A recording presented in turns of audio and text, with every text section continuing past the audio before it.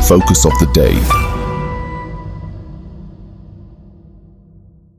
Hello students, सब सभी का स्वागत है एनालिस्टाइज के यूट्यूब चैनल पे। तो आज जानते हैं कि ब्रिज फ्यूल किसे कहा जाता है। और एक क्वेश्चन और आ रहा है कि हम जो नेचुरल गैस का इतना इस्तेमाल करते हैं, क्या ये लिटरली कोल के ज्यादा क्लियर अल्टरनेटिव है या फिर इससे भी क्लियर अल्टरनेटिव कुछ हो सकता है। इसके यूजेस क्या होते हैं, कैसे बनता है, मीथेन क्या है, मीथेन का क्या इफेक्ट है।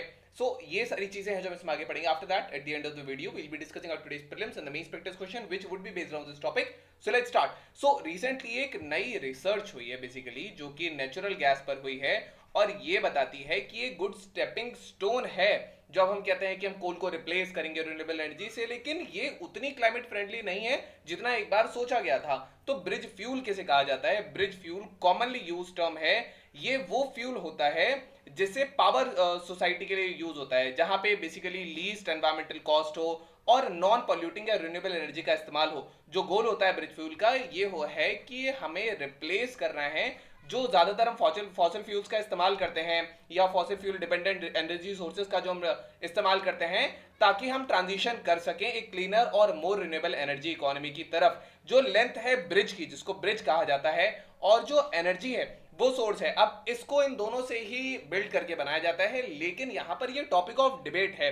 बहुत सारे लोग ये कंसिडर करते हैं कि नेचुरल गैस जो है वो एक ब्रिज फ्यूल है क्योंकि वो less green house gas emit करता है कंबशन प्रोसेस के दौरान पे। हाउएवर एडिशनल कंसिडरेशंस ये देखेंगे कि जो एक ब्रिज फ्यूल है इसमें ये ऐड होता है कि क्या ये लिटरली नेशनल एनर्जी इंडिपेंडेंस में हेल्प करेगा या उसको बढ़ाएगा, और साथ साथ ये रिड्यूस करे पॉल्यूशन रिलेटेड कॉस्ट को। अब देखते हैं कैसे इसका फॉर्मेशन होता है। तो कई सालों पहले की बात है कि जो प्लांट्स या एनिमल के जो रिमेन्स होते हैं, जैसे जो डायटम्स वगैरह थे, तो ये इनके ऊपर धीरे धीरे एक लेयर जम जाती है। ऐसे छोटे ऑर्गेनिजम्स के ऊपर एक इम्पेरिएबल रॉक होगा, उसके बाद सेडिमेंट्री रॉक्स होगा।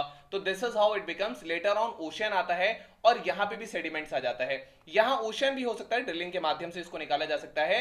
नाउ नीचे जो यहाँ ट्रैप्ड ऑयल है उसी के फॉर्मेशन से यहां पे देखा जाता है कि जो है वो गैस बन जाती है। नेचुरल गैस के रिजर्व्स बहुत डीप होते हैं। ये बेसिकली कुछ सॉलिड या जो लिक्विड हाइड्रोकार्बन बेड्स होते हैं, जैसे कोल है, क्रूड ऑयल है, इसके पास मिलता है। नाउ इसके इस्तेमाल क्या पे है ये देख लेते हैं। ये ध्यान रहे कि ये प्योर फॉर्म में हम इसका इस्तेमाल डायरेक्टली नहीं करते हैं। इसको प्रोसेस किया जाता है, कन्वर्ट किया जाता है। बहुत सारे बाई प्रोडक्ट्स हैं जो इससे बनते हैं, जैसे प्रोपेन बनता है, इथेन है, ब्यूटेन है, CO2 है, देन नाइट्रोजन ऑक्साइड है या नाइट्रोजन है, जिनको फर्दर हम आगे इस्तेमाल कर सकते हैं।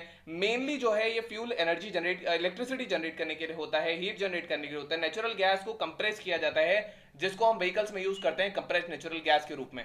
हम इसको फर्टिलाइजर बनाने के लिए इस्तेमाल करते हैं, मेनली जैसे अमोनिया है, और इसको ब्रिज फ्यूल हम कहते हैं नेचुरल गैस को। नाउ ये क्लीनर एनर्जी है फॉसिल फ्यूल से ज्यादा, ये हमने देखा, और ये लगभग लगभग 50% कम CO2 एमिट करती है एटमॉस्फेयर में, अगर हम इसको फॉसिल फ्यूल या कोल से कंपेयर करेंगे तो। अब कोल और नेचुरल गैस में कुछ अंतर है। देखिए, क्लाइमेट स्टैंड पॉइंट से कोल जो है और गैस जो है, इनको कंपेयर किया जाता है इनकी लाइफ साइकिल, जो इनके द्वारा जो ग्रीन हाउस गैस आती है इसकी क्या लाइफ साइकिल है, कितने टाइम तक एटमॉस्फेयर में, उसको लेकर के ये जो लाइफ साइकिल असेसमेंट होता है, ये जितने भी एमिशंस होते हैं थ्रू आउट, जो कोल से होते हैं या गैस से सप्लाई चेन से होते हैं, एक्सट्रैक्शन से लेकर प्रोसेसिंग से लेकर ट्रांसपोर्टेशन तक का, एंड यूज तक, उसको नापता है। ये जो कंपैरिजन हैं ये बेसिकली हम जनरली एंड यूज कंबशन पर देखते हैं, ये लिमिटेड हो सकता है।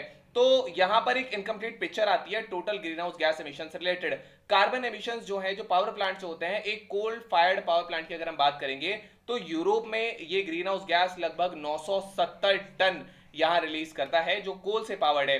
ऑयल से जो पावर होता है वो लगभग 720 टन CO2 निकालता है, और जो गैस से बनाया जाता है वो लगभग 440 टन CO2 एटमॉस्फेयर में रिलीज करता है, या इतना टन जो है पर गीगावाट इलेक्ट्रिसिटी हमें दे सकता है।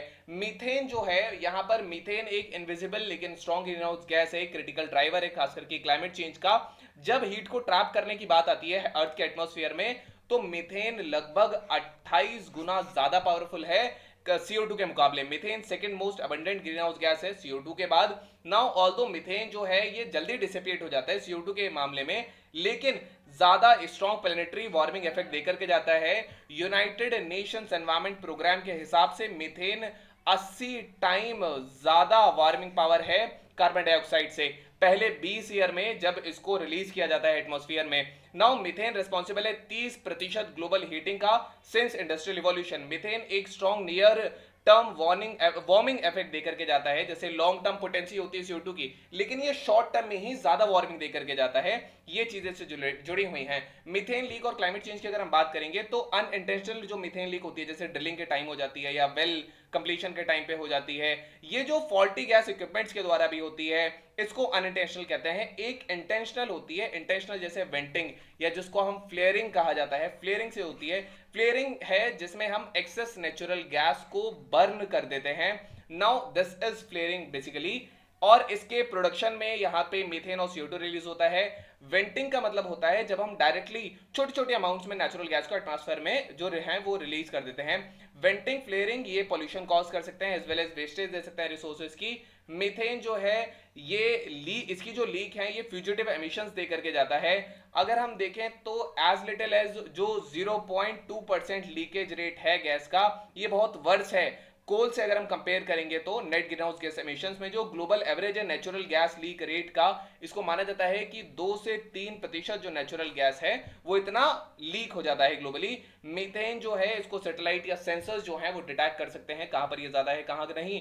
नेचुरल गैस क्या सच में क्लीनर अल्टरनेटिव, अगर हम कोल के द्वारा बात करेंगे तो कोल के कंपैरिजन में बात करेंगे तो नेचुरल गैस एक क्लीनर फ्यूल है। ये उस सेंस में है कि इसकी जो बर्निंग है ये कम कन्वेंशनल एयर पॉल्यूटेंट देती है, जैसे सल्फर ऑक्साइड देती है या पर्टिकुलेट देती है, वो कम देती है अगर हम यहाँ पे कोल की बर्निंग करेंगे या अगर हम यहाँ पे ऑयल की बर्निंग करते हैं। नेचुरल गैस को बर्न करना कम CO2 प्रोड्यूस करता है, पर यूनिट एनर्जी भी ये कम दे करके जाता है, लगभग हाफ देता है जो हम बेस्ट कोल टेक्नोलॉजी यूज करते हैं। और इस मेजर से ये एक बेटर पर्सपेक्टिव है अगर हम क्लाइमेट की बात करेंगे तो, बिकॉज यहाँ पे CO2 जो रिलीज होती है पर यूनिट एनर्जी वो कम होती है कोल के कंपैरिजन में।